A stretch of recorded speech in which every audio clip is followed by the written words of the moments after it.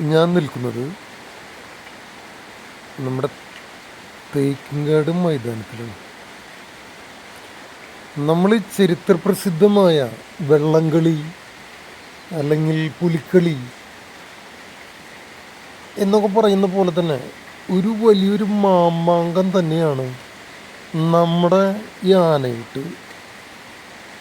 പറഞ്ഞാലും തീരില്ല. അതുകൊണ്ട് ഞാൻ തന്നെ ഇതൊരു 10 എപ്പിസോഡ് വരെ ചിലപ്പോൾ ഈ ഒരു പ്രോഗ്രാം എൻ്റെ പ്രതീക്ഷിക്കാം.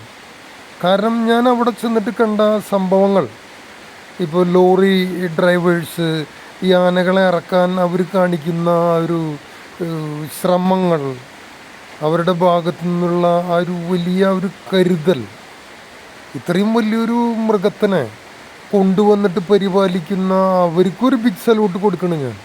കാരണം എന്താണെങ്കിൽ അത്രയ്ക്കും ശ്രമകരമായിട്ടൊരു ജോലിയാണ്. അങ്ങനെ ഒരു റീൽസ് ഇതിൽ കയറി വന്നിട്ടുണ്ട്.